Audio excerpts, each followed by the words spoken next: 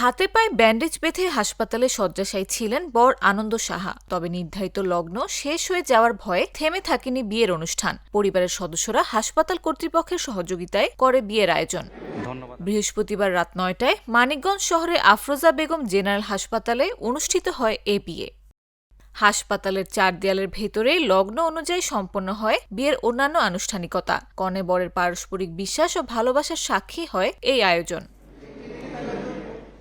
Afroza Begum general হাসপাতাল medical and unit head ডাক্তার সিরাজুল ইসলাম বলেন, রোগী মানিকগঞ্জ সদরের বাসিন্দা। তিনি বাইক অ্যাক্সিডেন্ট করে ২ হাত এবং পায়ে গুরুতর আঘাত পায়। সেক্ষেত্রে আজকে তার বিয়ের দিন ধার্য ছিল। পরিবার হাসপাতাল কর্তৃপক্ষকে লগ্নের বিষয়ে জানায়। তখন বিষয়টি গুরুত্ব সহকারে দেখি এবং কনসালট্যান্টের সঙ্গে পরামর্শ করে বিয়ে সম্পন্ন করানো হয়।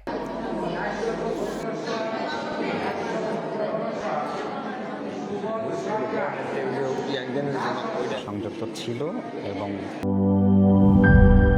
নায়াসিনামাইড ও স্যালিসাইলিক সমৃদ্ধ লিলি ফেস ওয়াশ, যা ফেসের ডেড স্কিন সেল দূর করে দেয় দ্বিগুণ ফাস্টার ব্রাইটেনিং।